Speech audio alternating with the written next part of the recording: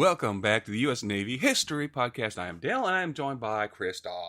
Hey, buddy. Hello, everyone. Oh, hello, Dale. First, I should address you because you addressed me. Hello, Dale. Hello, everyone else. Alrighty. So, I want to say at the top of this episode that everything we discussed today is ongoing. This is accurate up until the 6th when I wrote it. The anticipation is killing me. I'm like, what are we talking about? I can't wait. Sorry, but I interrupted. You can go this time. To understand why the United States Navy showed up to the Persian Gulf in February 2026 with 2 carrier strike groups, 14 destroyers, and enough firepower to reshape a nation, you have to understand that this moment didn't happen overnight. It was the product of decades of provocation, patience, failed diplomacy, and a slow, grinding escalation that finally reached a breaking point. Let's go back to the basics. Iran and the United States have been locked in an adversarial relationship since the 1979 Islamic Revolution, when Iranian students stormed the U.S. Embassy in Tehran and held 52 American hostage for 444 days. That event set the tone for everything that followed. But what makes the story of Operation Epic Fury unique is that it isn't just a political story.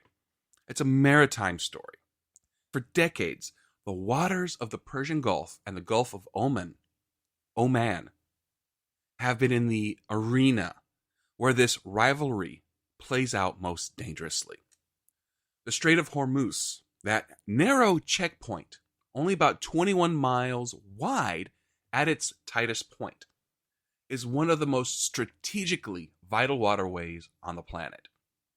Roughly 30% of the world's seaborne crude oil transits through it, along with nearly 20% of global jet fuel and about 16% of the world's gasoline and naphtha supplies.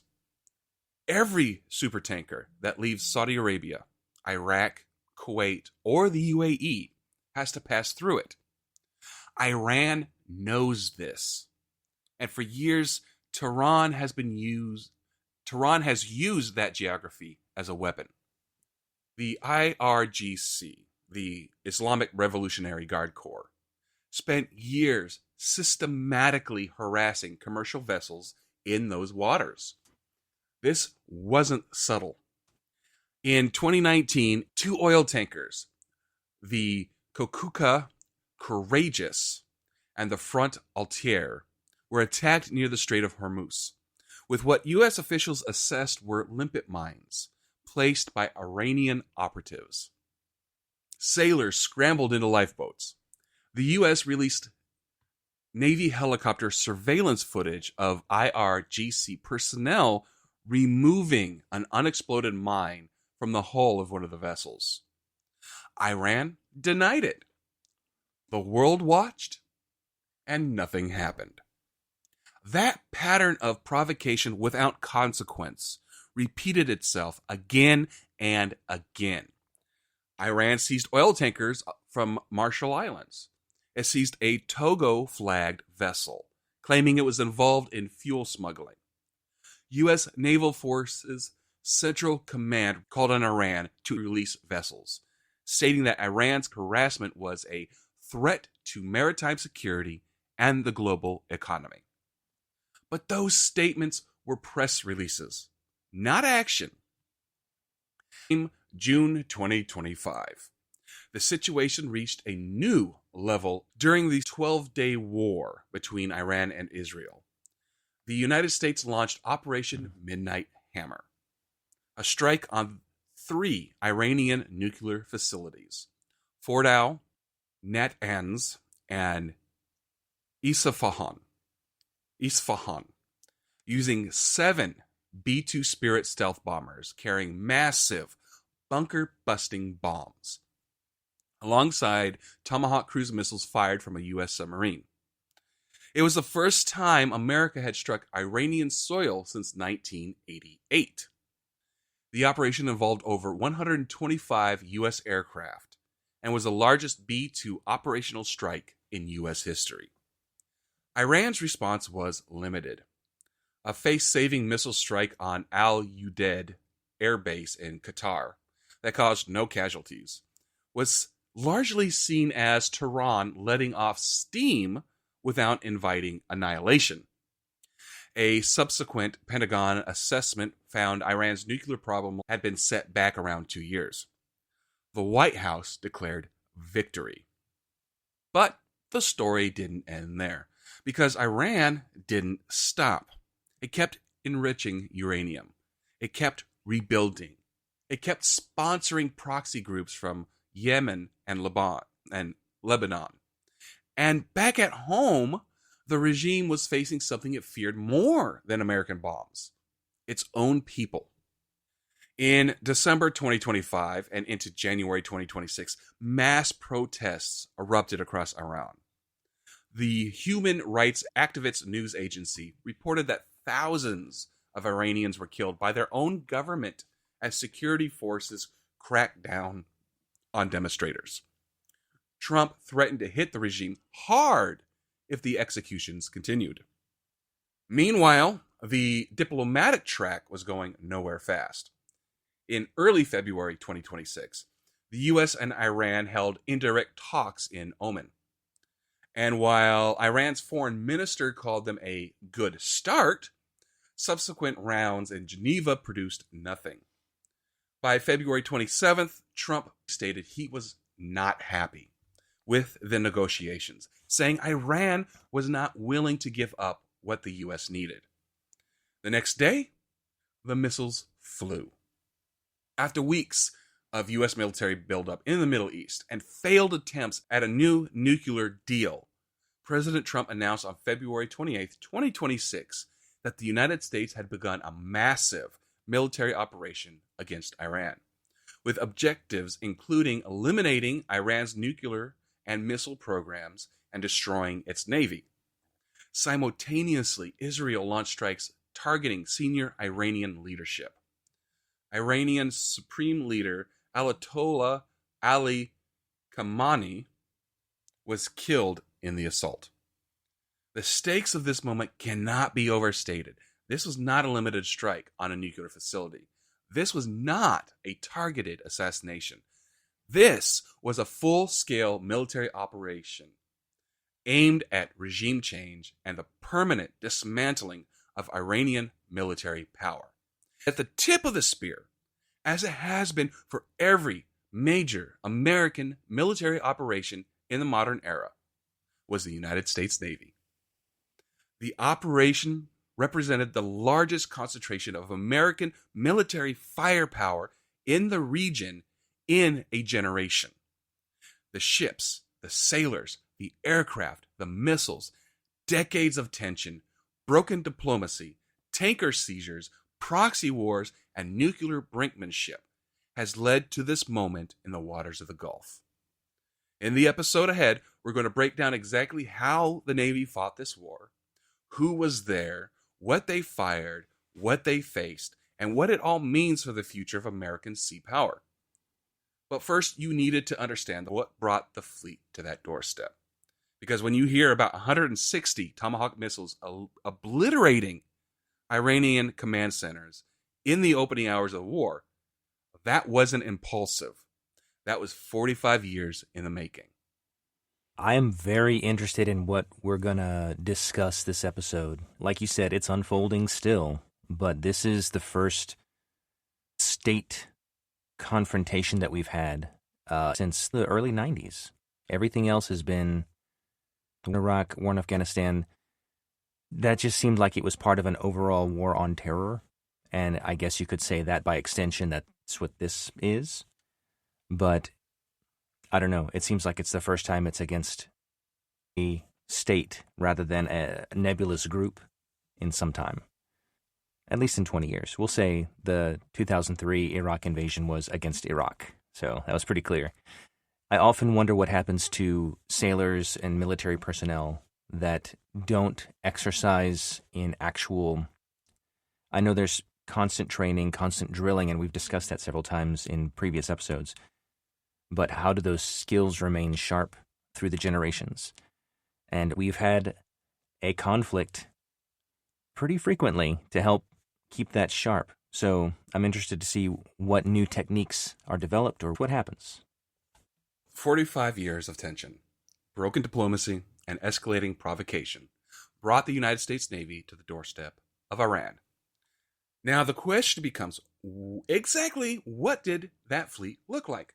Because when military analysts and historians talk about the naval forces assembled for Operation Epic Fury, the word they keep reaching for is the same one over and over: historic. Today, 2 U.S. Navy carriers, 14 destroyers, and 3 littoral combat ships constitute the fleet across the Arabian Sea, the Persian Gulf, and the Eastern Mediterranean. On paper, that sounds like a list of assets on a spreadsheet. But let's unpack what they actually mean, ship by ship, zone by zone.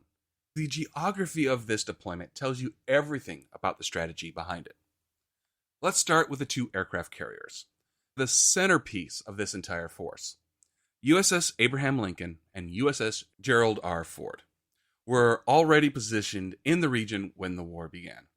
The Lincoln operated in the Arabian Sea, while the Ford was stationed in the Eastern Mediterranean off the coast of Israel. Now, these 2 locations are not chosen randomly. The Lincoln in the Arabian Sea puts carrier-based air power within striking distance of Iran's southern coastline. The naval bases at Bandar Abbas and Konarak, the Strait of Hormuz, and the entire Persian Gulf theater. Meanwhile, the Ford in the Mediterranean covers a completely different angle: Iran's western flank, and critically, it signals to Iran's proxies in Lebanon and Syria that the United States is watching every direction at once. You can't fight on one front if you're surrounded on 2. Each of these carriers is, in effect, a floating city. The Abraham Lincoln, a Nimitz-class carrier, is 1,092 feet long, almost a quarter mile from bow to stern. It carries roughly 5,000 sailors and airmen, and its flight deck operates like a world-class airport running around the clock. The Gerald R. Ford, the Navy's newest and most advanced carrier, is even larger. It carries an air wing of approximately 75 aircraft and features a electromagnetic aircraft launch system, or the EMALS, replacing the old steam catapult system with technology that can cycle aircraft faster and with less mechanical stress. These are not just ships. They are weapons platforms unlike anything else on the planet. Surrounding each carrier is its strike group, a constellation of destroyers, cruisers, and submarines, whose job is to both protect the carrier and to project power outward.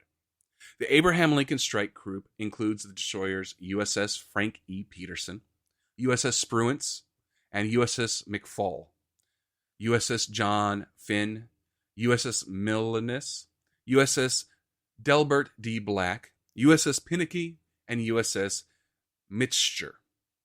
And they are operating independently in the Arabian Sea.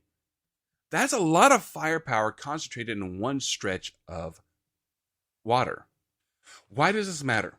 Because each Arleigh Burke class destroyer is a weapons system unto itself. Arleigh Burke class destroyers can carry up to 96 Tomahawk cruise missiles each.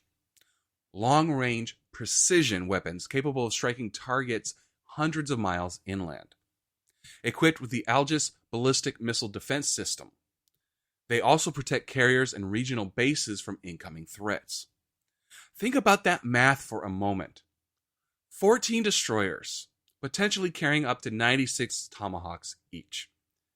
That is a theoretical ceiling of over 1,300 cruise missiles aboard the destroyer fleet alone. In the opening hours of Operation Epic Fury, the Navy didn't fire all of them, but Iran knew they existed. And that knowledge shapes every calculation Tehran makes. Then there are the 3 littoral combat ships: USS Canberra, USS Tulsa, and USS Santa Barbara, operating inside the Persian Gulf itself. The LCSs, as it's known, is a different kind of ship. Smaller, faster, designed for operations close to shore in shallow, contested waters. And in Operation Epic Fury, these 3 ships had a very specific and historically significant role that we'll detail fully in later sections. For now, understand that their positioning inside the Persian Gulf, not outside it, not at a safe distance, but right in the middle of the contested waterway, tells you something about the confidence and the intent of the American commanders running this operation. Finally, operating beneath the surface are the submarines, the most secretive and lethal component of the naval order of battle. The exact numbers and names of U.S. submarines deployed in support of Epic Fury have not been officially confirmed. But we know they were there. A U.S. fast attack submarine sank an Iranian warship in international waters in the Indian Ocean using a single Mark 48 torpedo. The first such action since World War II. That single sentence deserves to sit with you for a moment. The United States Navy sank an enemy vessel with a torpedo for the first time since 1945. Whatever else this operation is, it is a moment of genuine historical weight. Step back and look at the full picture. Operation Epic Fury has involved more than 50,000 U.S. troops, over 200 fighter aircraft carriers, and continuous 24/7 strikes. CNN reported that the buildup represents one of the most significant U.S. military deployments in the region since the Iraqi War. With the sheer scale of the assets, stealth bombers, dual carrier strike groups, electronic warfare aircraft, missile defense batteries, and long-range rocket systems, underscoring Washington's readiness for a prolonged and potentially expanding conflict. This is not a strike force. This is a siege. A precisely organized, multi-layered siege designed to simultaneously attack, defend, intimidate, and dominate every domain of warfare at once. Above the water, on the water, below the water, and in the air above it all. The Navy didn't just show up to this fight. It showed up ready to own it. And in the very first hours, the opening move belonged to the destroyers and the weapon that has defined American naval warfare for a generation, the Tomahawk cruise missile. That is quite a complement of ships. And I suppose in all the episodes that we've had previously where we discuss whenever ships get deployed, especially like we've been talking about World War II most recently, and how tactics were being developed. Like we were starting to kind of figure things out as far as, oh, well, we need to do this with submarines or put together this strategy with destroyers and aircraft carriers together. Just things that were new and innovative.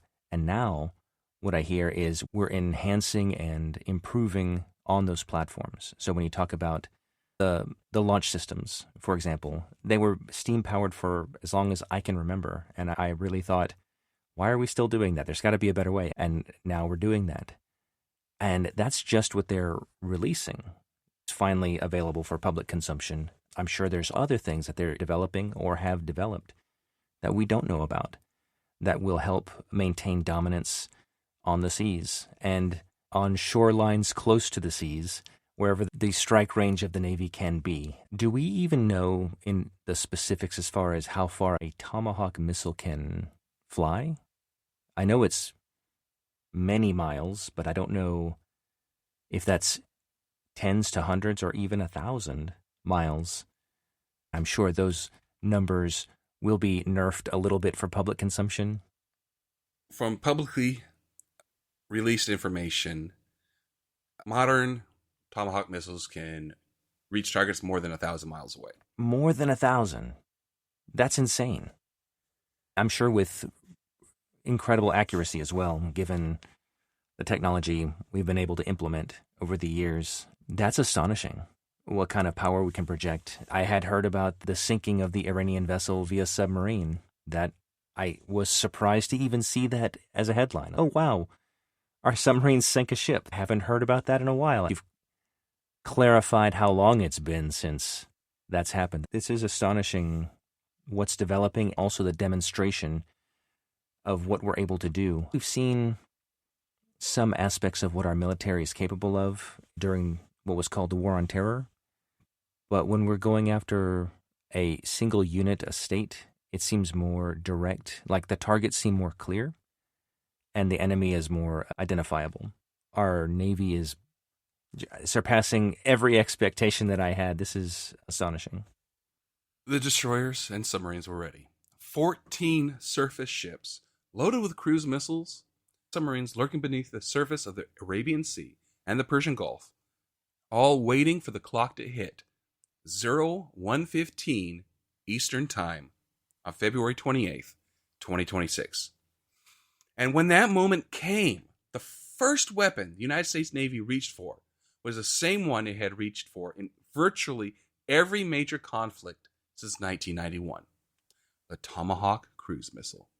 To understand why the Tomahawk led this war, you have to understand what it is and what it does. The BGM-109 Tomahawk is a long-range, subsonic, jet-powered cruise missile that has been in service since the early 1980s.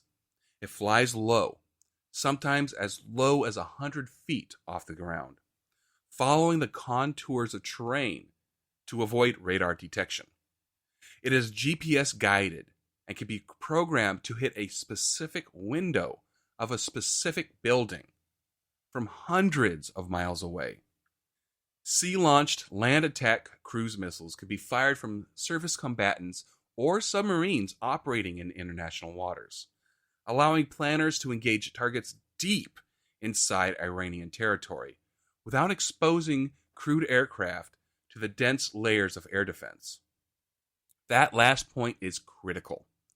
In the opening minutes of any modern air campaign, before you can safely send pilots into heavily defended airspace, you first have to blind the enemy.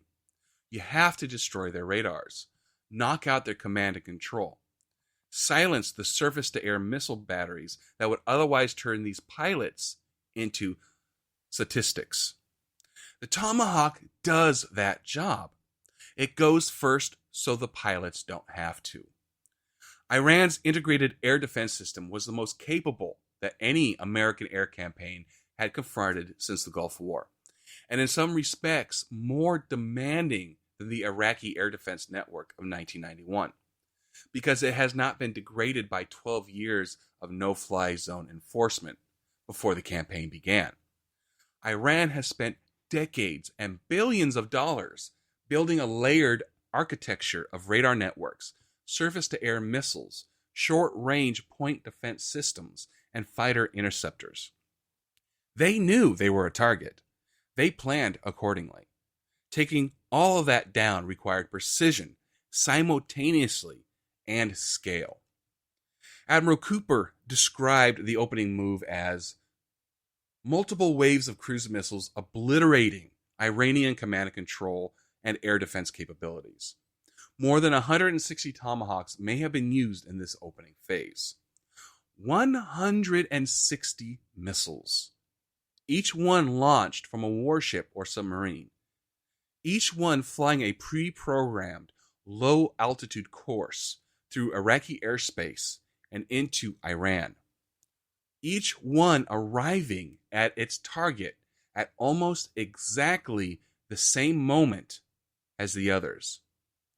Multiple videos filmed over Iraqi territory show low-flying cruise missiles transiting west to east in coordinated waves, with observers counting more than 20 missiles in some sequences. People in Iraq looked up at the night sky and saw a parade of American firepower heading east. That footage went viral within hours. What were they targeting? The strikes targeted command and control centers, the IRGC Joint Headquarters, the IRGC Aerospace Force Headquarters, integrated air defense systems, ballistic missile sites, Iranian Navy ships and submarines, anti-ship missile sites, and military communications infrastructure. In other words, the Tomahawk campaign wasn't random. It was a precise, sequenced decapitation, not just of leadership, but of capability. Take out the radar, and the air defense system is blind. Take out the command node, and the missile batteries can't receive firing orders. Take out the communications infrastructure, and the entire military machine goes silent. The Iranians had spent decades integrating all these systems together. The Tomahawks spent the first hours of the war tearing that integration apart. But here's something worth pausing on: the sheer economics of what the Navy just unleashed. A single Tomahawk cruise missile costs $3.6 million. If 160 of them were fired in the opening phase, that is over $500 million in munitions in the first few hours of the war. That number tells you something about how seriously Washington took this operation. You don't spend $500 million on an opening salvo unless you are committed to a decisive outcome. Before the missiles even struck their targets, the opening stage of the operation involved cyber and electronic warfare efforts conducted by the Space Force, the Army, and the Air Force. These teams deployed what officials called non-kinetic efforts, designed to disrupt Iranian communication networks and degrade air defense systems, with Iran's command networks impaired and its air defense coordination disrupted before a single physical target was hit. Think of it like this. First, you scramble the opponent's brain with cyber and electronic warfare. Then you hit them with tomahawks while they're still disoriented. By the time Iranian radar operators and commanders realized what was happening, the missiles were already inbound. The result? More than 100 aircraft launched from land and sea, fighters, tankers, airborne early warning, electronic attack, bombers from the States, and unmanned platforms, forming a single, synchronized wave. And General Dan Kane, chairman of the Joint Chiefs of Staff. Nearly 900 strikes were carried out in the first 12 hours alone, with the U.S. launching from land, air, and sea in a complex layered attack that officials said effectively suppressed Iranian air defense systems. By dawn on February 28th, the skies over Iran had changed permanently. The layered air defense network that Tehran had spent decades and billions of dollars constructing had been shattered in a matter of hours. By day 4, U.S. forces had reached what General Kane called a point of munitions transition, shifting away from expensive long-range standoff missiles to cheaper, shorter-range precision bombs, because Iranian air defenses had been so substantially degraded that even vulnerable MQ-9 Reaper drones were now conducting daylight operations over Iranian territory. The Tomahawk had done its job. The door was open. And now, with the skies cleared and the Iranian military reeling, the Navy turned to its next objective, one that Admiral Cooper described in blunt, historic words: sinking the entire Iranian Navy. I think about the strategy around what it would take disorienting the enemy, taking out their defensive sites so that you could deploy more assets in the area and dominate the skies or take out strategic targets. In order to do that, you would need to know where they are, and what their capabilities are.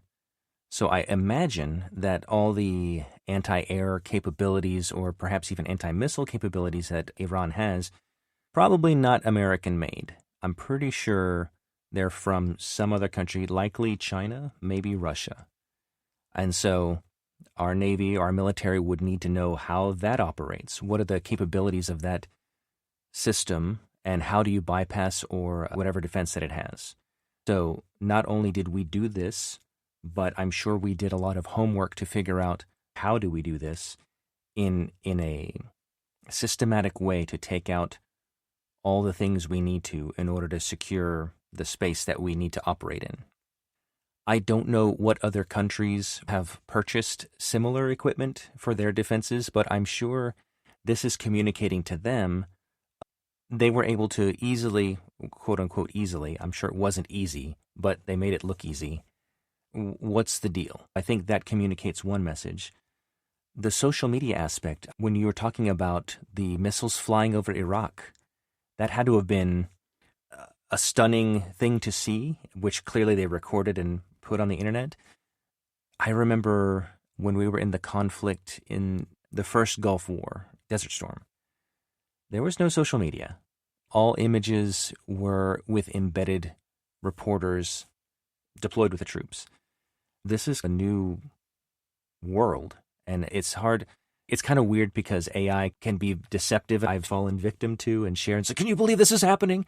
And it's not happening because it was completely made up. But I think it's also cool that worldwide people are able to witness and observe something, and that is now a documented event. And that's pretty cool. When you're talking about how the leadership in Iran was executing thousands of people based on the protests. I know we have a lot of protests here in America. I've been to a couple.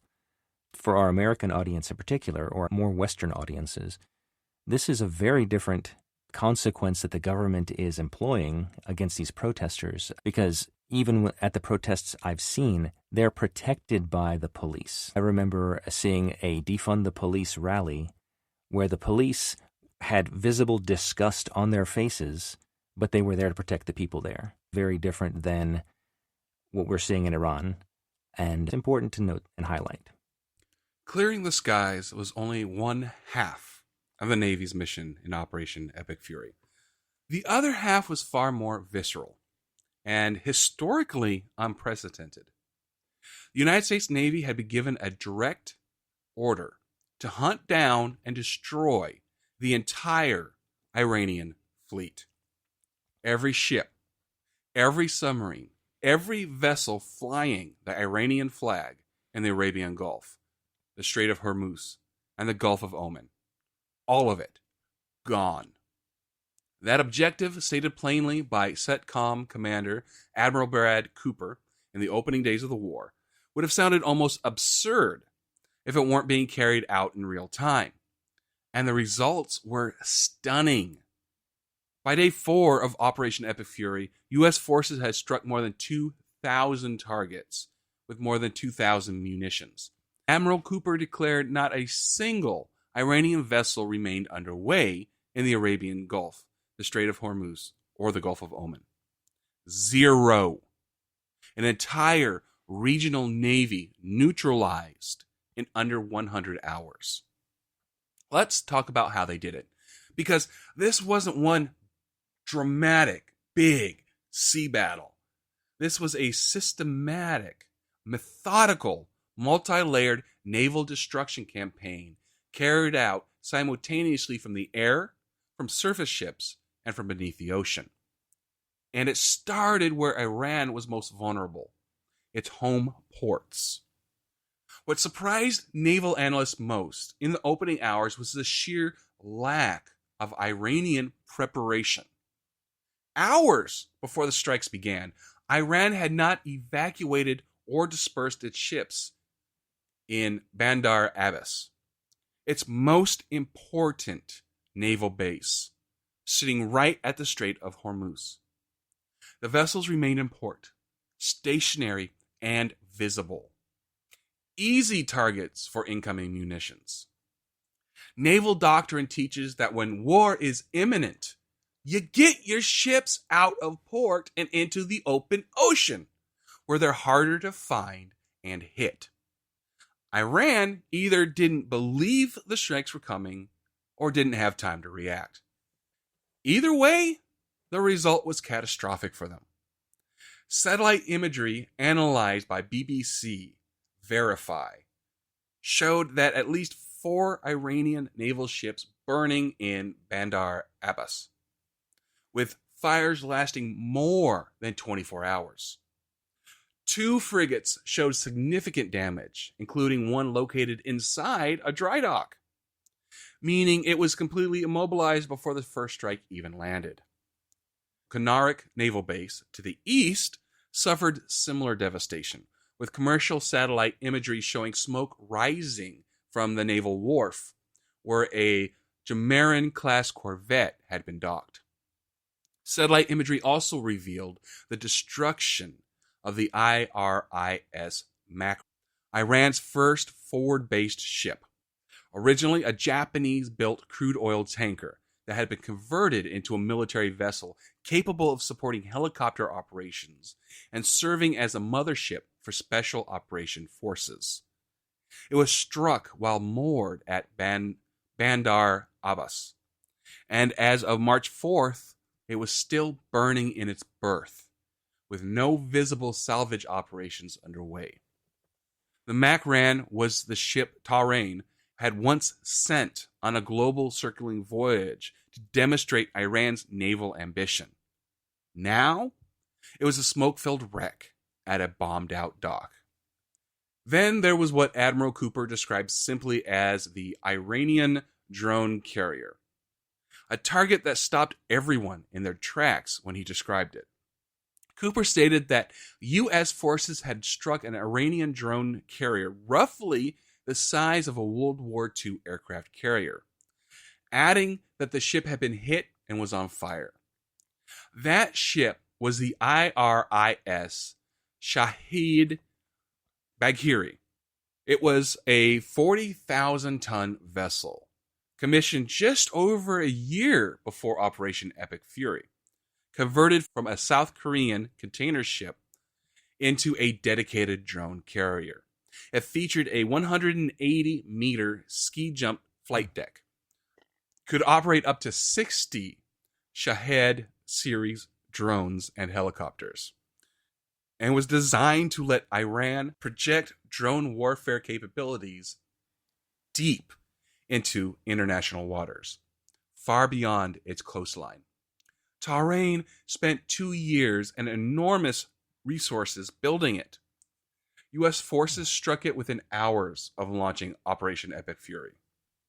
But perhaps no single moment in the entire naval campaign carries more historical weight than what happened off the southern coast of Sri Lanka on March 3rd.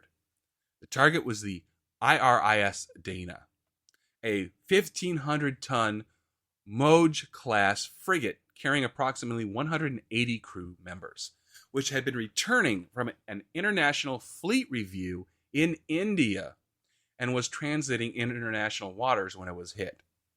The captain of that ship had no idea what was beneath him, silent and invisible, was an American fast attack submarine. The Mark 48 torpedo carried a 650-pound warhead. It was not designed to strike a ship directly, but to detonate beneath the hull, creating a massive vapor bubble that breaks the vessel's back. The torpedo detonated underneath the stern of the IRIS Dana, lifting it out of the water. The ship sank in a matter of minutes. Defense Secretary Pete Hegseth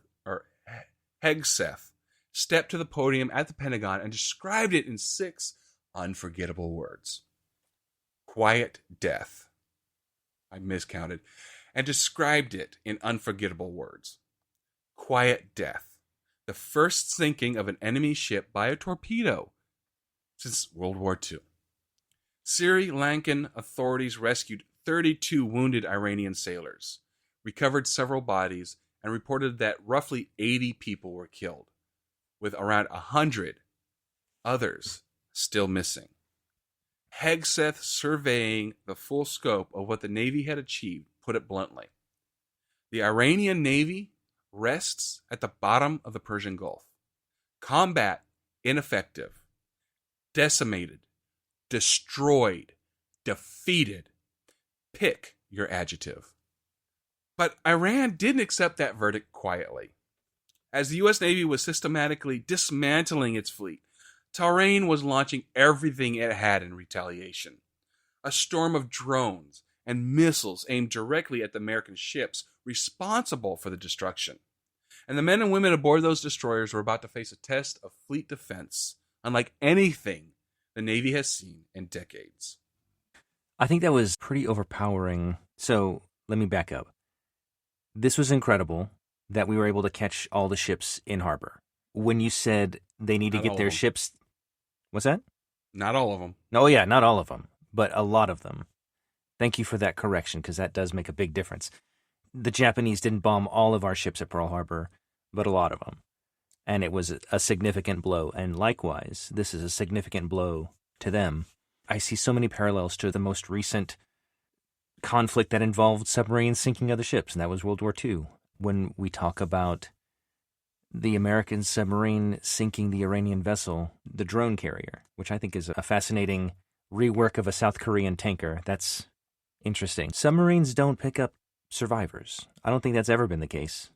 Maybe you can correct me. It just seems like their whole thing is stealth. During Yeah. World War II, submarines did pick up survivors if it was safe to do so. Okay. That's because you were mentioning that it was the Sri Lankans that picked them up? And In like, this well, case, yes. That's interesting, but then I thought, well, that would make sense. Would it have been strategically feasible for them to do so? Or is that something that we wouldn't? Because I imagine also, so people that I've spoken to that have served on submarines, those are tight quarters. And it doesn't seem like they would have any room to bring enemy combatants on board. Plus, there's a lot of sensitive technology on there. And so I was curious about, would that even be something that we would consider or do? What is the policy there? Well, back in World War II, they would have been kept on deck. The sub would have to surface. They would be rescued from the water and kept on deck until they're transferred to another ship, like a destroyer or something else. Oh, like okay. Okay. that. In this case, that would probably be what happened as well. But more than likely, it was right off the coast of Sri Lanka. Yeah. I'm sure they saw what happened and they're like, let's get out there. Right. It's a humanitarian effort after the boat goes down. Right. It depends on what the Navy's operational procedures at the time of the sinking was. And Yeah. whether or not there was another vessel close by that could respond to pick up survivors after being pulled from the water by the submarine. That makes sense. It's also a very small active war zone, and surfacing a submarine in a very small active war zone is a huge hazard. Right. But there's a lot of different considerations you have to muddle through before deciding whether or not to surface the boat and pull survivors. I think the big thing to me was this wasn't a destroyer or an aircraft carrier or something on the surface that's completely visible. The whole advantage of a submarine is stealth, and to expose yourself, even in a humanitarian effort, endangers that ship. And so, Well, if you get hit by an aircraft carrier, you're not seeing that aircraft carrier. You're just seeing the planes. I guess that's true. What I'm saying is they would have the capability to rescue. You know what I mean? But yes, you're absolutely right. I'm surprised that dock you were talking about is at the apex of the Straits of Hormuz as well. So it's that 21-mile wide bit of sea lane we're attacking. And as you said, much of the world's energy in the form of different gas and oil goes through there. And so this is complicating the world and what they're able to receive and prices, and there are consequences beyond just the geopolitical ones. I'm curious what'll happen looking back a year from now. The Iranian Navy was sinking. 30 plus ships destroyed. The fleet that Tehran had spent decades building to threaten the Strait of Hormuz was burning at its moorings or lying on the ocean floor. By any measure of naval warfare, the United States had achieved something stunning in the opening days of Operation Epic Fury.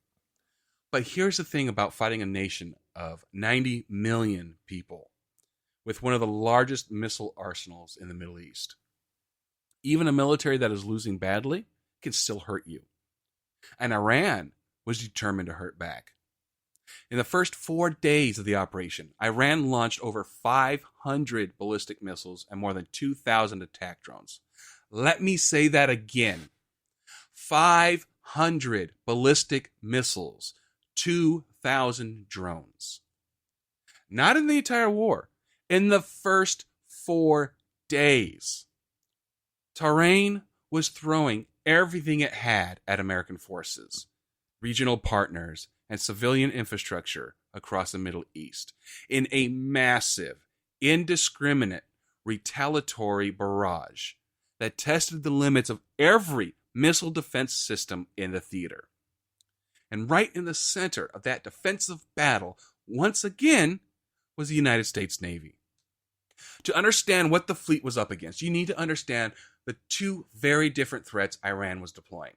The first was ballistic missiles, large, expensive, high-speed weapons that travel at between 4,000 and 15,000 miles per hour. Only specifically designed defensive systems like the U.S. Patriot and THAAD, or Terminal High Altitude Area Defense, and Israel's David Sling and Arrow systems can intercept ballistic missiles. These are extraordinarily capable systems, but they fire interceptors that cost hundreds of thousands to millions of dollars each. Every time you shoot one down, you're spending a fortune to stop something Iran built for a fraction of that cost. Mm-hmm. That math, played out over days and weeks, creates what analysts call an interceptor sustainability problem. And we'll get into that in a moment. The second threat was drones. And this is where the sheer weight of numbers becomes almost surreal. The Shahed 136 drone, which Iran has used in massive quantities, travels at around 120 miles per hour and does not maneuver. Many systems can stop them, from anti-aircraft guns to counter-drone systems to laser-guided weapons. Their value to Iran is purely in numbers. Send enough of them, and statistically, some get through. It's a war of attrition by design. Iran has built a drone production capacity so large precisely because it understood that quantity at low enough cost can overwhelm quality. Iran retaliated against U.S. bases and Israel by firing a mix of medium-range ballistic missiles, cruise missiles, and drones, often in coordinated waves. Bahrain, Iraq, Jordan, Kuwait, Oman, Qatar, Saudi Arabia, and the United Arab Emirates all reported being targeted or hit by Iranian attacks. This wasn't precision targeting. This was a scattershot campaign across an entire region designed to create chaos, stretch defensive resources thin, and demonstrate that Iran can make the entire Middle East feel the consequences of challenging it. Some of it got through. Photos of an attack on the naval installation in Bahrain, which hosts the U.S. Navy's 5th Fleet headquarters, showed the silhouette of an Iranian ballistic missile just before impact. Iran struck the Dubai airport, injuring employees. Drone debris caused a fire at the Burj Al Arab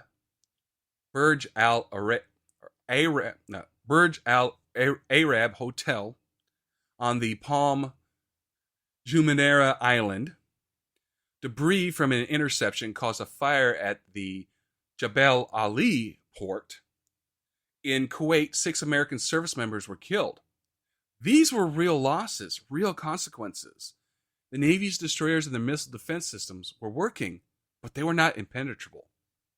The Arleigh Burke-class destroyers, equipped with the Aegis ballistic missile defense systems, protected carriers and regional bases from incoming threats, with the destroyers firing standard missiles in documented engagement sequences released by CENTCOM. The Aegis system is arguably the most sophisticated ship-based missile defense platform ever built. It tracks hundreds of targets simultaneously, calculates intercept trajectories in real time, and can fire multiple interceptors within seconds. The Navy had learned a lot from its experience fighting Houthi drone and missile attacks in the Red Sea throughout the previous year, described by one analyst as the most kinetic warfare the U.S. had fought since World War II, and had incorporated these lessons directly into its countermeasures. The sailors manning these Algiers consuls in the Persian Gulf had been through this before. They knew the signatures, knew the attack patterns, knew the timing. But here is the harder truth that defense analysts began raising as early as day 2 of the operation. Iran had launched thousands of projectiles in retaliation, raising concerns that interceptor stocks, already strained by the previous year's 12-day Israel-Iran war and U.S. supplies to Ukraine, could be tested if the conflict dragged on for weeks or months. Every SM-3 missile fired to intercept an Iranian ballistic missile costs between 10 and 30 million. Every SM-6 costs around 4 million. Iran's Shahed drone costs maybe $30,000 to build. When you run those numbers across thousands of incoming threats, the economic equation becomes deeply uncomfortable. And it raises a strategic question that Pentagon planners are wrestling with right now. How long can the fleet sustain high-intensity missile defense operations before its magazines run dry? The answer, at least in the short term, was provided by the offensive campaign itself. Admiral Cooper reported that ballistic missile attacks had decreased by 90% since day 1, and drone attacks had decreased by 83% since day 1. The best missile defense, it turns out, is destroying the launchers before they can even fire. Every ballistic missile installation hit by a B-2 bomber, every drone base reduced to rubble by a Tomahawk, was a launcher that would never threaten an American ship or sailor again. The offensive and defensive missions of the Navy in Operation Epic Fury were inseparable. Two sides of the same coin, each dependent on each other. The fleet held. The carriers kept flying sorties. The destroyers kept their magazines ready. And as the Iranian retaliatory campaign began to visibly sputter, its launchers destroyed faster than they could be reloaded. The Navy's next innovation was already in action. A new weapon so new, so unexpected, and so perfectly suited to this war that it felt almost poetic.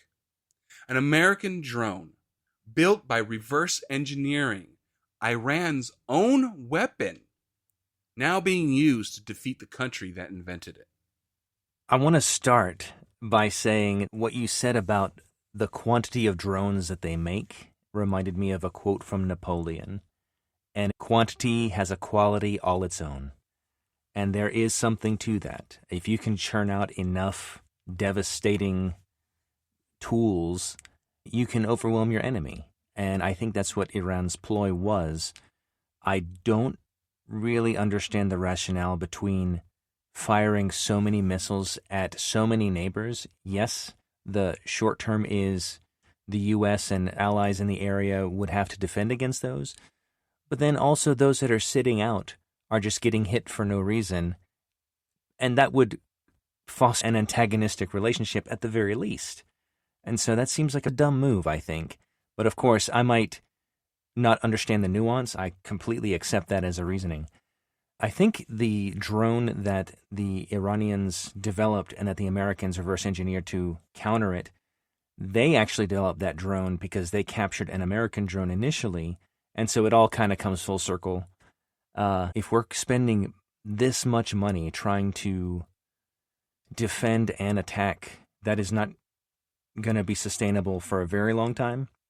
It reminds me of the artillery shortages early in World War I, where they had these huge stockpiles. And they're like, oh, we have plenty of artillery. And so they would just start going through it like mad. And then they were running out, and they couldn't make it fast enough because just the barrages were so frequent and intense. So I'm sure this will test our manufacturing capabilities for these type of weapons. But also it might push us toward a cheaper alternative. I did read recently that there was a tool developed called the Iron Beam which was basically a laser weapon that was used to shoot down Iranian missiles that cost $3 per shot to use, which is vastly more economical than some of these missiles that we're talking about that are in the hundreds of thousands to millions of dollars to produce each. And so we may start seeing more of that just because it allows for a more prolonged conflict. But all that to say, I think you cited their solution was pretty clear. Let's just destroy the missile batteries. Then we don't have to defend against them. And then that solves the problem. And so that seems to be the right strategy, and that's what they're doing. This is still unfolding, so we'll see what happens. As the United States Navy and its partner forces methodically dismantled everything Tehran had built, something else was happening quietly in the background. Something that defense analysts, military historians, and weapons experts are already calling a turning point in modern warfare. America was beating Iran at its own game, with Iran's own weapon turned against them. To understand the full weight of that story, you have to go back a few years. For the better part of a decade, Iran's Shahed-136 drone had been one of the most disruptive weapons on the modern battlefield. The widespread use of Iranian-made one-way attack drones in the Red Sea conflict and in attacks on U.S. bases across the Middle East saw the United States scramble to adopt similar, cheap, uncrewed systems that could carry out kamikaze strikes. The Shahed had terrorized Ukraine, where Russia fired them by the hundreds against civilian infrastructure. It had harassed American warships in the Red Sea. It had struck U.S. bases in Iraq and Syria. It was cheap, it was simple, it was lethal, and it was being produced at industrial scale. For years, the United States military watched this weapon reshape the battlefield and asked itself a pointed question. Why aren't we doing this? The answer came in July 2025, when Defense Secretary Pete Hegseth walked to a podium at the Pentagon, held up a V-shaped drone airframe, and told the world what it was. 7 months before Operation Epic Fury, Hegseth held up a reverse-engineered Iranian drone and called it America's answer to the Shahed-136. The weapon was called Lucas, the low-cost, uncrewed combat attack system. It was developed by SpectreWorks, an Arizona-based defense startup that built almost entirely from the guts of a captured Iranian Shahed-136 that U.S. forces had recovered and sent back to American engineers to pull apart, study, and replicate. Admiral Cooper described the origin story with a bluntness that was almost poetic. Quote, "We captured it, pulled the guts out, sent it back to America, put a little Made in America on it, brought it back here, and we're shooting it at the Iranians." There are very few moments in the history of warfare where a nation has reversed engineered an enemy's signature weapon and then used it against that same enemy in open combat. This is one of them. The specs of Lucas tells the story of its strategic logic. The Lucas is approximately 10 feet long, with a wingspan of about 8 feet, slightly smaller than the Shahed-136 it was derived from. It carries a payload of 40 pounds, cruises at around 74 knots with a dash speed of up to 105 knots, and it's designed to strike static targets based on targeting data programmed before launch. It can be launched from catapults, rocket-assisted takeoff systems, or mobile ground vehicles, giving it an extraordinary deployment flexibility. And then there is the number that makes every Pentagon budget hawk smile. Lucas costs $35,000 per unit, a fraction of the $3.6 million price tag on a single Tomahawk cruise missile. One Tomahawk buys you more than 100 Lucas drones.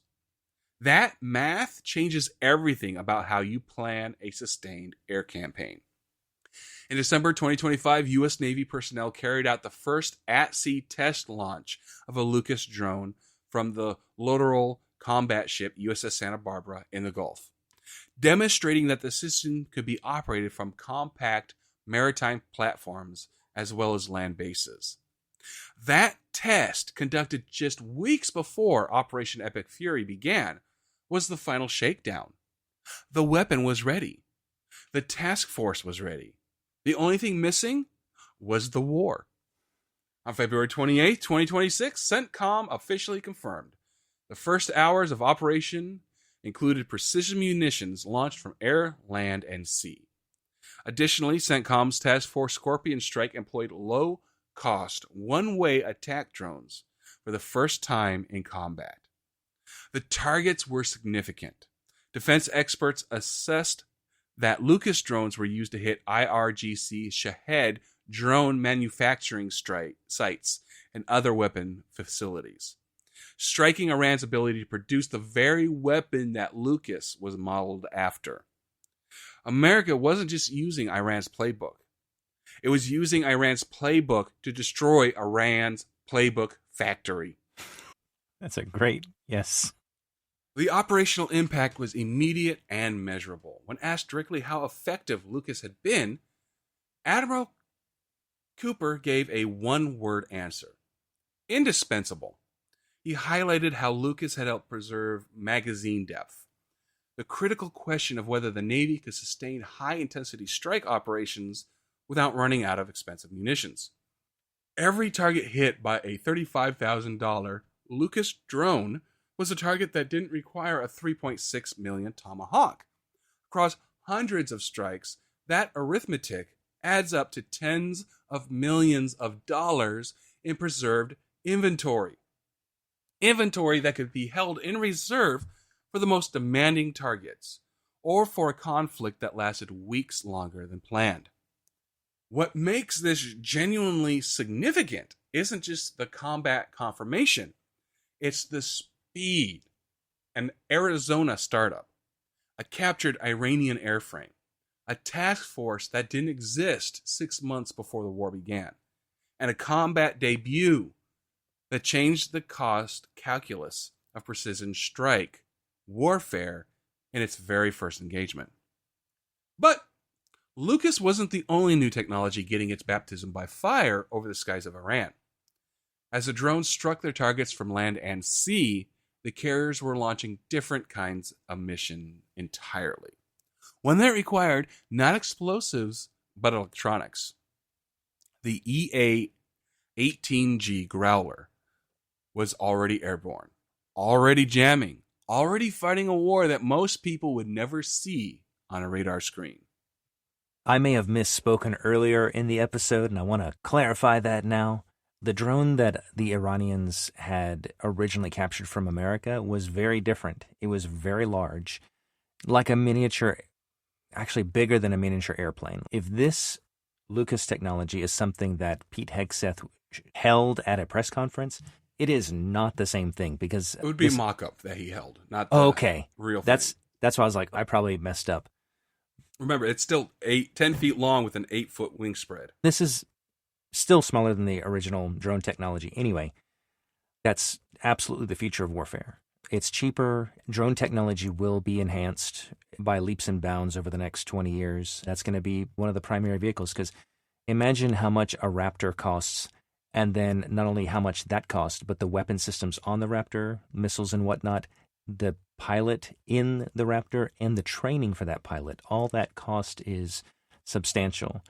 Whereas if you have a cheaply developed drone and its capability isn't going to be as significant yet, but could be at some point, it reduces the risk of the loss of life of the pilot. There's so many things that can be mitigated from a price perspective with this automated platform.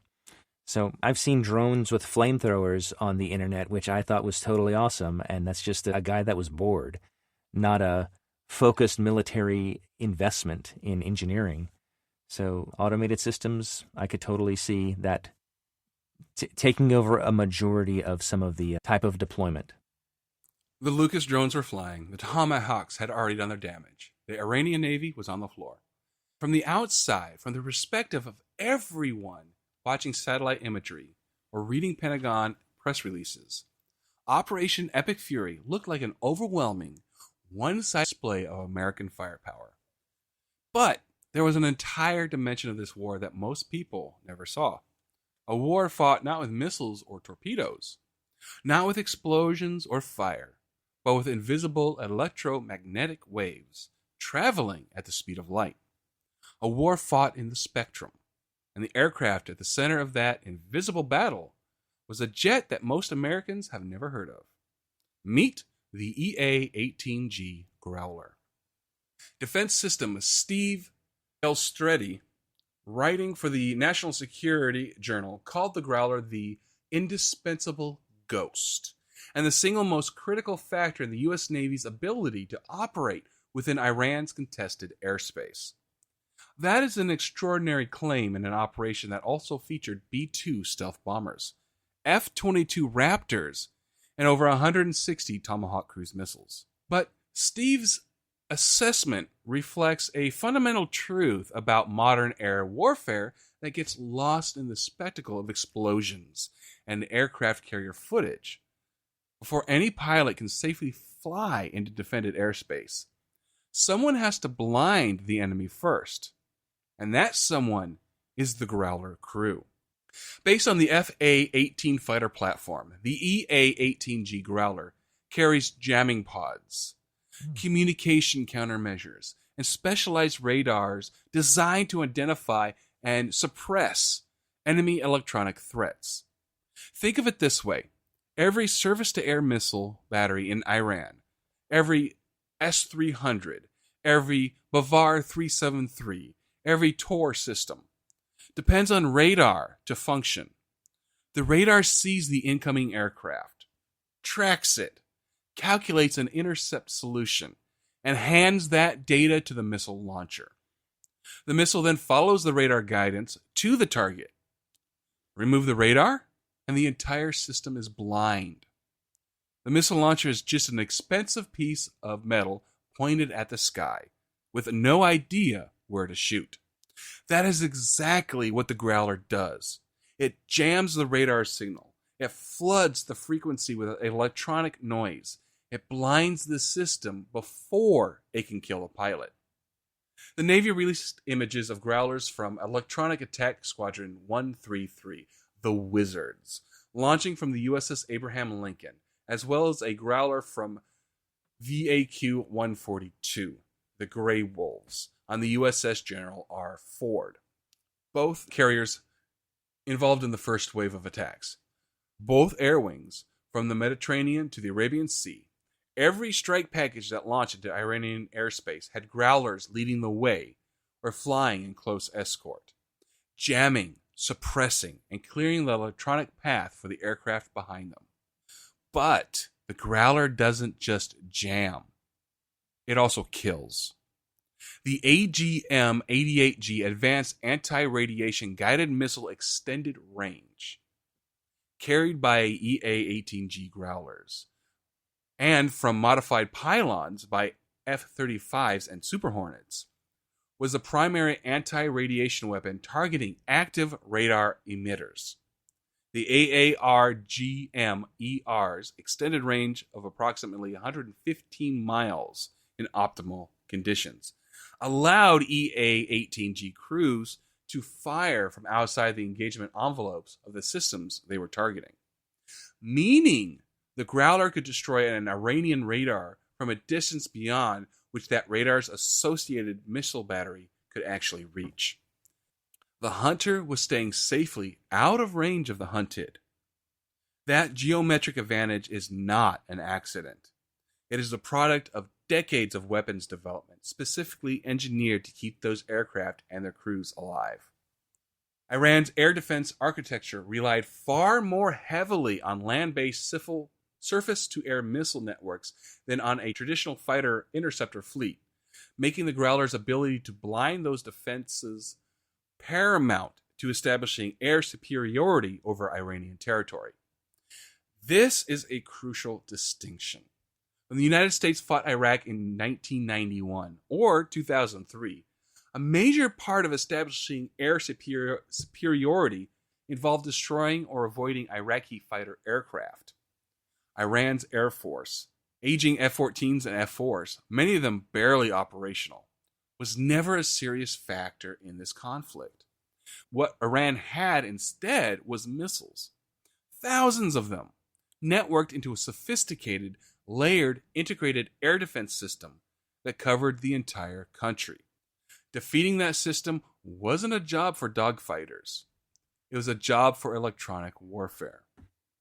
The Growlers worked in direct coordination with the full electronic warfare architecture of the campaign, jamming surveillance and fire control radars, disrupting communication networks, and enabling the employment of anti-radiation and standoff munitions against active emitters.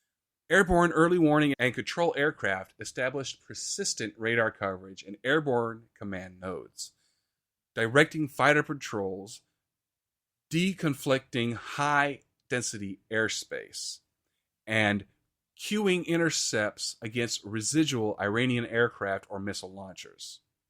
In other words, this wasn't just a Growler story. It was a networked, layered electronic warfare ecosystem, with a Growler at the sharp edge of it, supported by RC-135 reconnaissance aircraft gathering electronic intelligence, E-2D Hawkeye airborne early warning planes managing the airspace from the carrier decks, and Space Force and Army cyber units degrading Iranian networks from entirely different domains.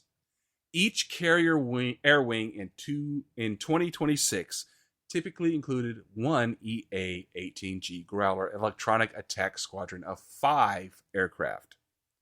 10 Growlers total between the Abraham Lincoln and the Gerald R. Ford, carrying a crew of 2 each, a pilot and an electronic warfare officer, responsible for clearing the electronic path over an entire nation.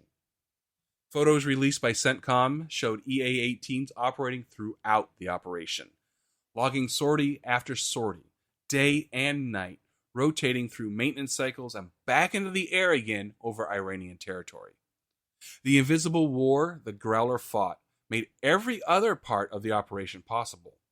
Without it, the Super Hornets couldn't strike, the F-35s couldn't loiter, the MQ-9 Reaper drones, these slow, propeller-driven surveillance platforms, now conducting unchallenged daylight flights over Iran, would have been shot out of the sky in minutes. The Growler is the reason none of that happened. Which brings us to the one question that shadows every dimension of this operation. Not whether America can win the battle, but whether it can sustain the war. Because winning fast and winning long are two very different things.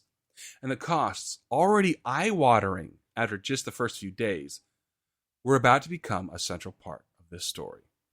I am completely fascinated at the development of an electronic warfare aircraft, especially based on an F-18. So it's a fully pilotable aircraft that looks like the planes from Top Gun, except more advanced in what their capabilities are. And that's, I guess it was a matter of time, given how dependent we are on electronics methods of control in a warfare scenario. So as you were describing, the control of how a missile would be guided, once you jam all of that, you're done. You can't do anything. And so I can't imagine there's a missile pilot backup. But even then, you would have to get a remote signal for the pilot to guide it, as absurd as that would be. So what an effective tool to help bring down the defenses of a nation or some force. All these components working together are proving to be super effective. And I think when I talked earlier about the drones being the future of warfare, that isn't a wholesale statement. It isn't everything. We're going to invest everything into drones. It's like the submarine was at some point. This is a new technology, and we're going to add it to the complement of the things we already have. And it's going to be able to do things that our current assets cannot, or maybe in a cheaper way or a better way, similar to this Growler. It's astonishing to me to see new technology being developed and utilized to fill the gaps of all these new threats or to penetrate existing defenses in a new way.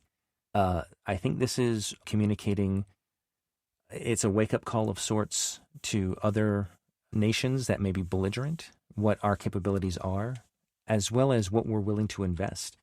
Yes, this is all very expensive. A lot of these missiles are expensive to manufacture and develop because of the precision of the tooling, but also the R&D that went into those things. And so I think it'll be interesting to see where we go from here. I'm a fan of military history and technology, so this is all a fascinating window for me, and I'm glad we're talking about it. By any military measure, the first days of Operation Epic Fury were a stunning demonstration of American naval power.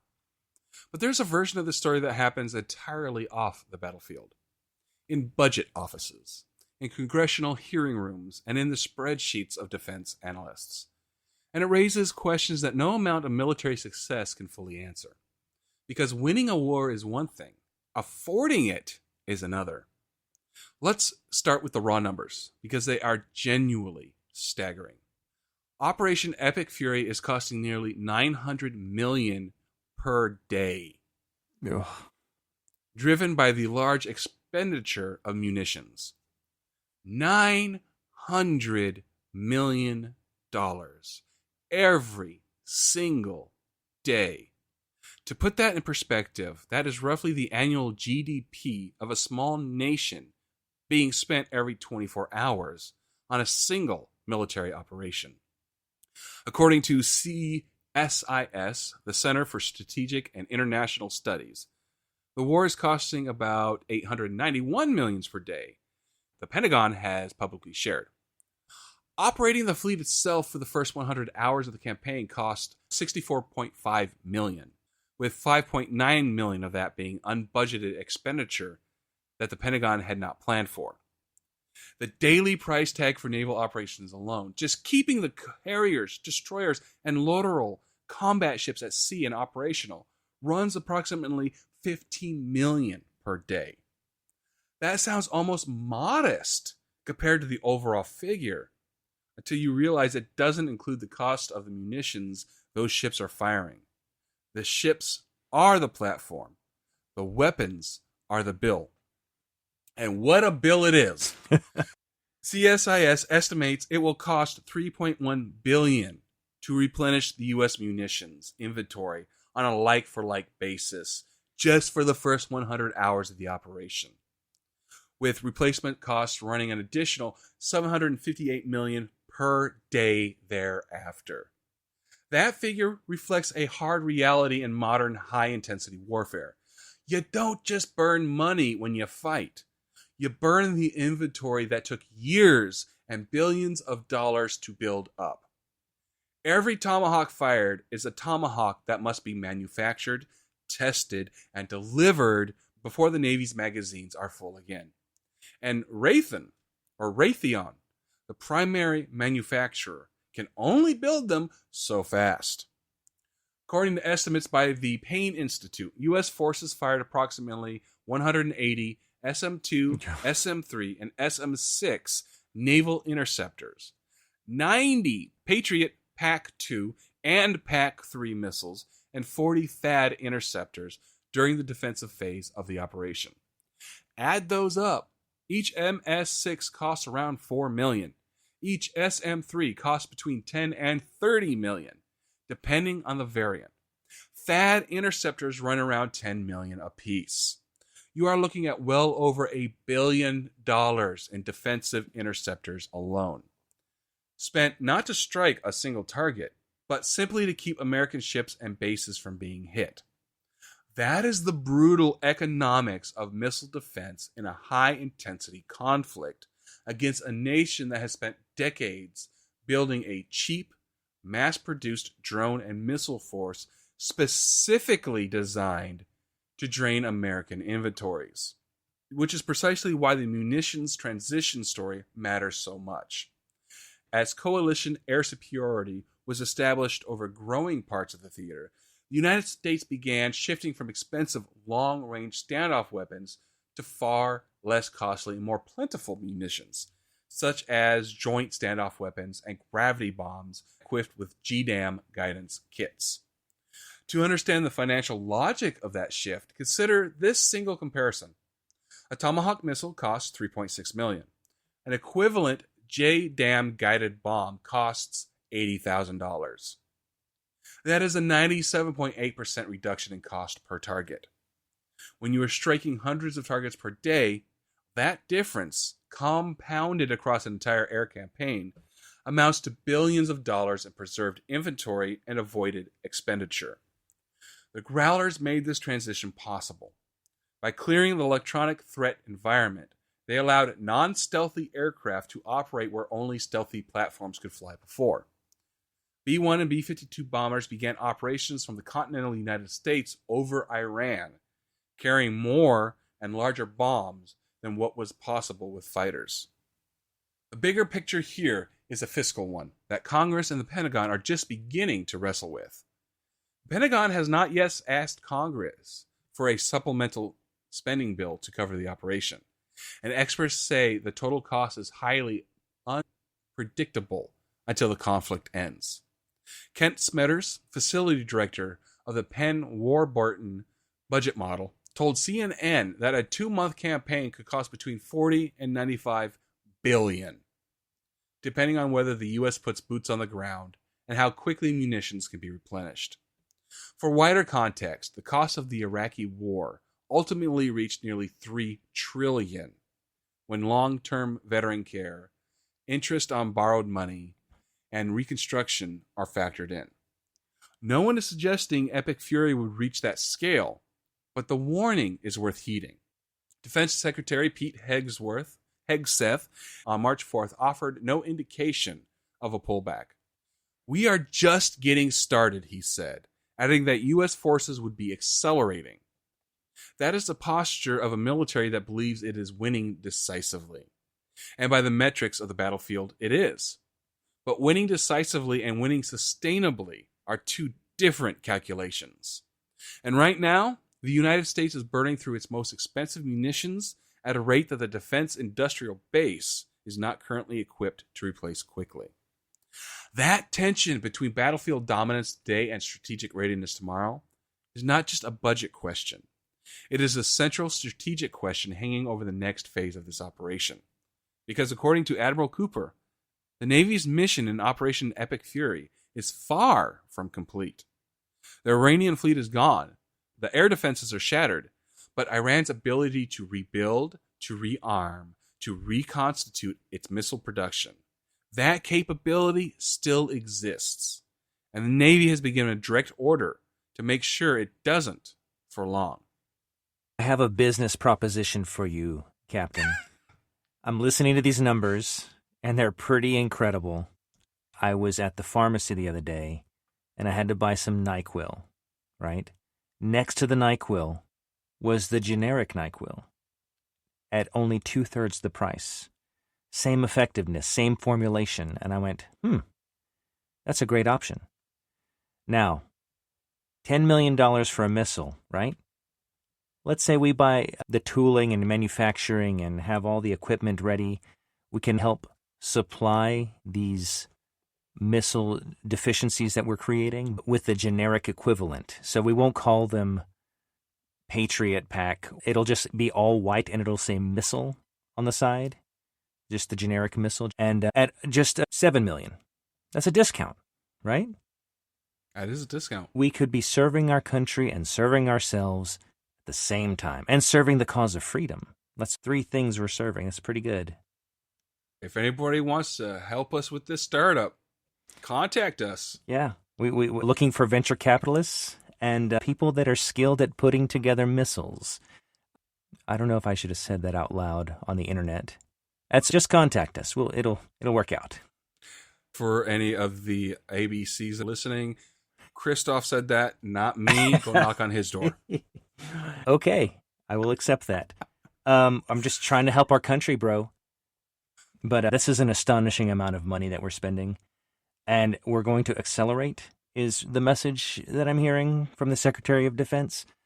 That'll work for a little while, but at some point, we're going to have to pivot And whether that means using different stores of different munitions to achieve the same or equivalent objectives, or ramping up production. Who knows? So we'll see what happens. Iran's ability to rebuild is the mission, and not just the battlefield results of the first week. The sunken ships, the shattered air defenses, the obliterated command nodes, but the long-term structural dismantling of everything that makes Iran a military threat. That is the explicit directive President Trump gave to CENTCOM. And on March 5th, 2026, 1 week into Operation Epic Fury, Admiral Cooper stood at a podium at MacDill Air Force Base in Tampa and made it official. After a week of devastating strikes that crippled Tehran's air defenses, sank its navy, and killed its supreme leader, the Pentagon announced that Operation Epic Fury is now shifting to Phase 2.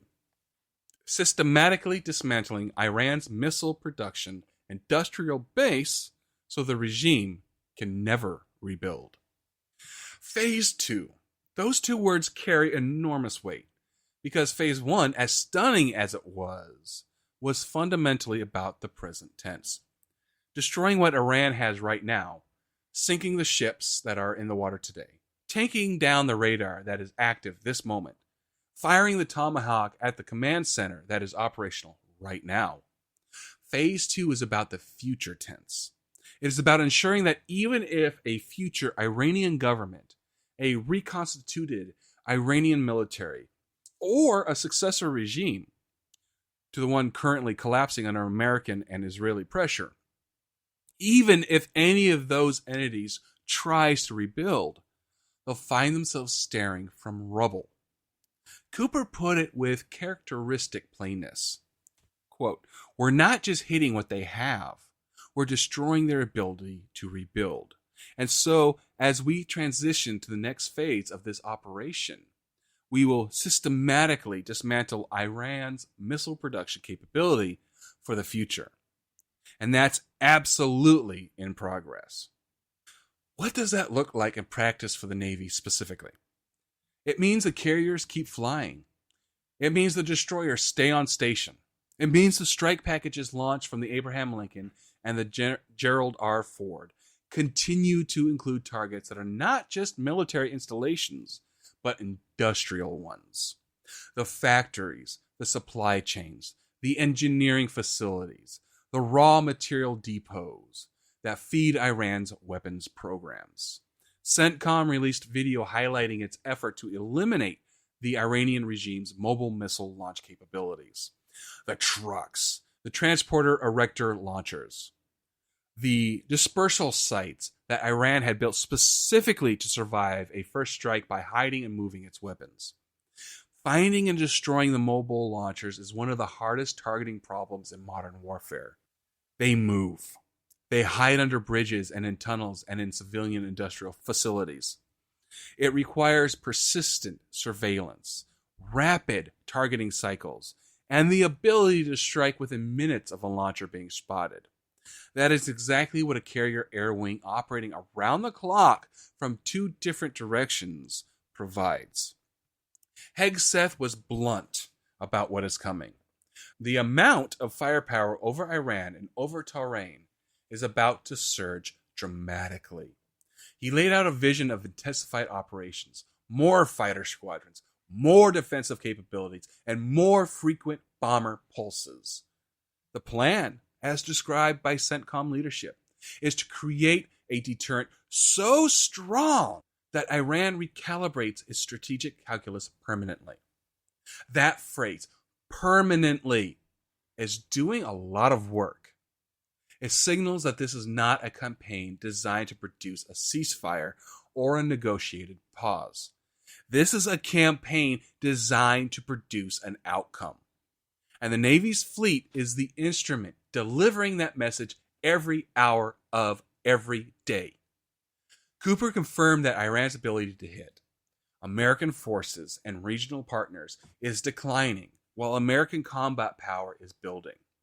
That asymmetry, a degrading enemy force against a growing American one, is the strategic logic of Phase 2. You don't press your advantage when the enemy is weakening and you're getting stronger. you accelerate. You push harder. You close off every escape route and every path to reconstitution before the enemy can find it. In just the last 72 hours before Cooper's briefing, America's bomber force struck nearly 200 targets deep inside Iran, including targets around Tehran. In just the last hour of that briefing, B-2 stealth bombers had dropped dozens of 2,000-pound penetrator bombs targeting deeply buried ballistic missile launchers. 2,000-pound bombs designed to punch through hardened underground facilities, dropped by the most sophisticated stealth aircraft ever built in the most densely defended airspace in the Middle East. And they were doing it in daylight, unchallenged. The conflict is also widening geographically in ways that expand the Navy's role further.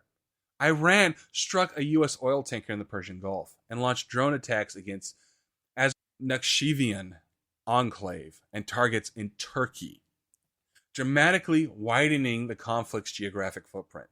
What began as the targeted U.S.-Israeli operations against Iran's nuclear and military infrastructure has now spread across more than a dozen countries, creating a cascading regional crisis. Every time the conflict expands geographically, the Navy's role expands with it. The destroyers provide missile defense for an ever wider set of regional partners. The carriers provide strike options across a broader arc of potential targets. The submarines lurk silently, ready to act anywhere in the Indian Ocean or beyond. President Trump's stated objectives for Operation Epic Fury were fourfold: preventing Iran from acquiring a nuclear weapon, destroying its missile arsenal and production sites, degrading its proxy networks, and annihilating its navy. Of those four objectives, the Navy owns the fourth completely and contributes substantially to the first three.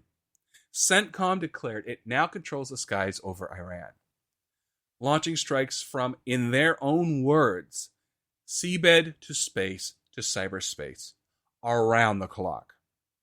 Seabed to space. That phrase encapsulates the full vertical stack of American military power. And at the bottom of that stack, beneath the surface of the ocean, the nuclear-powered submarines are still out there, silent, patient, ready. The Iranian Navy is gone. Their air defenses are shattered. The missile launch rate has dropped by 90%. Phase 2 has begun. And the United States Navy is not going anywhere. Which raises the final question, the one that historians, strategists, and defense analysts will be debating for decades. What does all of this mean? Not just for Iran, but for this war, but for the future of American sea power itself. That's pretty incredible. Unbelievable. We're maintaining and increasing. The one thing that kind of gives me pause is it seems like we want the complete and unconditional surrender of Iran based on the objectives. Like, I know we're trying to eliminate their nuclear program, their missile capabilities, their naval power, and I think a fourth one was the involvement with the proxies, I believe, like the Houthis or Hamas. Yeah. That when I think about how America dealt with Japan in World War II, we asked for unconditional surrender, and they demilitarized. They were no longer an aggressive threat in the region. With Allied help, they were able to get on their feet from a manufacturing perspective and from a societal recohesion. And now it seems like they're doing okay. I know they have some economic problems, and there's now talk about remilitarizing based on different threats. But when you're surrounded by historical enemies, like in Iraq, for example, I don't know if the idea of demilitarizing would be attractive to Iran at all. I don't know if that's something that they would accept. But maybe, I'm sure some compromise will be made and some assistance will be provided if we get to that point. So I'm just curious. I think those objectives are achievable, but they would necessitate a different leadership, a different mindset in the leadership in Iran. One correction, Japan is not militarized right Well, now. they have a defensive force. They do have a military. They have a navy. I'm I not guess- sure what their land and air forces are comprised of, but they're dematerialized. Right. They do have a military. It's nowhere what they had before. I guess that was a good detail to add. They do have military force, but it is strictly defensive in nature. And there is kind of a formal agreement, or at least an informal agreement with the United States for protection as well. So they're not investing in conquering lands around them. So we've spent the episode walking through the how of Operation Epic Fury. The ships, the weapons, the tactics, the costs. Now in this final section, we need to ask the harder question. The question that will outlast this operation, outlast the headlines, and outlast the current administration. What does all of this mean? What has the United States Navy just proven? And what has it exposed? And what does the future of American sea power look like in the wake of this war? Let's start with what the Navy got right, because the list is long and genuinely historic.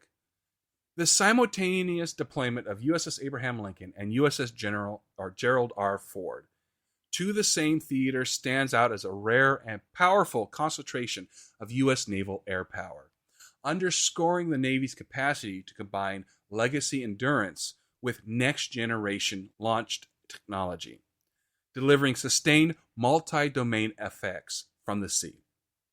That sentence captures something important. This wasn't just a show of force. It was a demonstration that the Navy can simultaneously operate two different generations of carrier technology in a single unified strike architecture, and do it seamlessly at combat tempo against a sophisticated and determined adversary. The Ford's Eastern Mediterranean stationing was a deliberate geometry choice. From that axis, carrier air contributed to long-range strike packages and maritime interdiction while complicating Iranian planning for air defense coverage, warning time, and counterstrike vectors.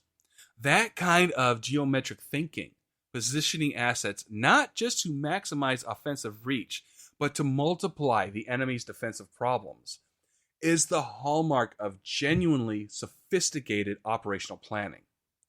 Iran's air defense planners had to simultaneously defend against threats coming from the southwest over the Arabian Sea and from the northwest over the Mediterranean. That two-front aerial pressure was not accidental. It was engineered.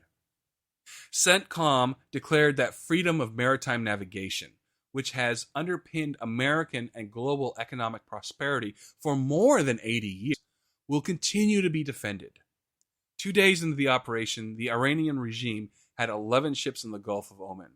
By the end of day 2, they had 0. That transformation from a contested waterway threatened by Iranian harassment for decades to a cleared sea lane in 48 hours is the most concrete strategic outcome of the naval campaign. The Strait of Hormuz, through which 20% of the world's oil flows, is no longer under Iranian threat, at least for now. And that matters enormously, not just for American interests, but for every economy on the planet that depends on the uninterrupted flow of energy. But Operation Epic Fury has also exposed vulnerabilities, and any honest assessment of this campaign has to reckon with them. Commercial platforms like Marine Traffic and Vessel Finder allowed anyone with an internet connection to track U.S. and Iranian naval movements in real time. Iran exploited this, using publicly available automatic identification system data to monitor U.S. carrier strike group positions and coordinate small boat attacks. The U.S. Navy responded by ordering ships in the theater to turn off their AIS transponders, a tactic that reduces targeting intelligence for the enemy, but increases collision risk for friendly vessels. The genie, as one naval analyst put out, is out of the bottle. The era of open source maritime intelligence has arrived, and every naval planner on Earth is now incorporating that lesson into their doctrine. The first week of the air campaign also saw at least 2 confirmed fratricide incidents involving F-15E Strike Eagles, including one in which an F-15E destroyed a U.S. Navy MQ-4C Triton drone after misidentifying it as an Iranian air defense radar, and a second on March 5th in which two F-15Es from the same squadron misidentified each other during a high-threat ingress, resulting in one being shot down and both crew members killed. In a cluttered electronic warfare environment with hundreds of aircraft, drones, missiles, and jamming systems operating simultaneously in the same airspace, even the most advanced identification friend or foe system can. That is a 2026 problem that the Pentagon believed it had solved in 1991. It hadn't. And then there is a longer strategic picture. The question of what comes after. Iran's military has been shattered. Its navy is gone. Its supreme leader is dead. Reports confirmed the death, creating a massive leadership vacuum inside a nation of 90 million people. History teaches us that military dominance and political stability are not the same thing. The United States has been here before, in Iraq, in Libya, in Afghanistan, where overwhelming military success in the short term gave way to instability, proxy conflicts, and consequences that outlasted the operation by decades. Defense Secretary Hegseth was direct about what this operation is not. No stupid rules of engagement. No nation-building quagmire. That is a clear statement of intent. Whether the outcome reflects that intent remains to be seen. Operation Epic Fury is a stress test of naval endurance and industrial assumptions. And that stress test is ongoing. The carriers keep flying, the destroyers keep their magazines ready, the submarines remain silent, and somewhere in the Pentagon, in the halls of Congress, and in the war colleges, where the next generation of naval officers is being trained, the lessons of this operation are already being cataloged, debated, and absorbed. What the United States Navy has demonstrated in Operation Epic Fury is this: that sea-based power projection, properly assembled and boldly employed, remains the most decisive instrument of American military force on the planet. 2 carriers, 14 destroyers, 1 torpedo, 160 Tomahawks, 10 Growlers, a $35,000 drone built from a captured Iranian weapon, and a fleet that cleared an entire navy from the Gulf of Oman in 48 hours. 45 years of tension, 1 week of war. The Navy showed up and owned it. I can't think of a better way to end this story than what you just said. The Navy, we've talked about several engagements they've had in the past, how they've performed, how they've learned and adapted, and how they've excelled. All that history, all that knowledge and learning culminates in what we're seeing today, and how they are executing with precision. They are systematically dismantling the defenses, owning the airspace, owning the seas. It's picture perfect, I think. Culmination of hard lessons. This is something that didn't happen overnight. A Navy doesn't execute at this level right out of the gate. It's from hard lessons, drilling, and a commitment to excellence and the mission. And that's what we're seeing. To end this, I want to give you guys a couple of important things. Everything that we have talked about today reflects what has been publicly reported as of early March 2026. And some of these details may be updated, corrected, or contradicted as more information becomes available. Some of these figures are estimates, particularly of cost projections from think tanks, which are modeled assumptions rather than confirmed Pentagon figures. And also that operational details remain classified. Submarine deployments, exact munitions counts, and targeting specifics are drawn from what officials chose to say publicly and not the full picture. So saying that, Christoph, get us out of here, buddy. All right. Well, hey, everyone. Thank you for listening.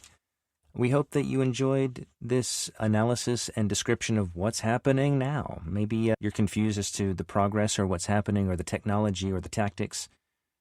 Hopefully we have illuminated that part for you. If you ever want to contact us or get a hold of us, there's a couple different ways to do that. Email us at usnavyhistorypodcast@gmail.com. We're also on X Twitter with the handle @USNHistoryPod. In the show notes, you will find a link to the Discord server. Follow the link, get to the Discord server, and join like-minded people that listen to this podcast. Lastly, feel free to tell a friend, family member, coworker, classmate about us. It really helps us get the word out. If you think they would enjoy this podcast, let them know.